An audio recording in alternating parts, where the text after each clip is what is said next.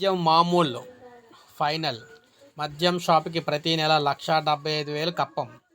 MRP మీద రూ. 10 అదనంగా అమ్ముకునే వెసులుబాటు. క్లోజింగ్ టైం తర్వాత అయితే రూ. 20 అదనం. మద్యం దుకాణాల యజమానులతో కుదిరిన ఒప్పందం ఎట్టకేలకు ఎక్సైజ్ శాఖ అధికారుల చేతికి మామూలు.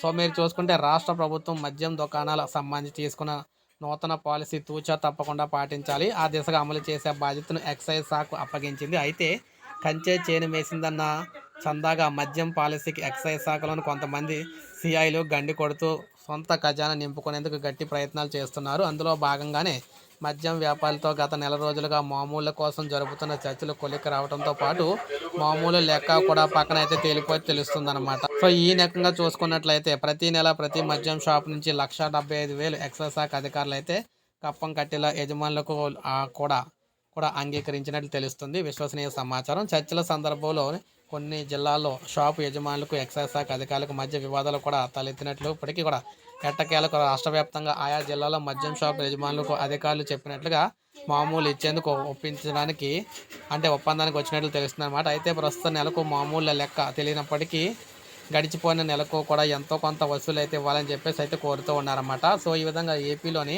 ఇలా జరిగితే మద్యం ధరలు భారీగా పెరుగుతాయని చెప్పేసి గగ్గోలు పెడుతున్నారు. ఎందుకంటే ఈ రేట్లు పెంచిన తర్వాత వాళ్ళకి డబ్బులు అయితే కట్టగలరు అనమాట. అందువలన సో ఇది మనకు లేటెస్ట్ అప్డేట్. ఒక లైక్ చేయండి, సబ్స్క్రైబ్ చేసుకోండి, మన ఛానల్ సబ్స్క్రైబ్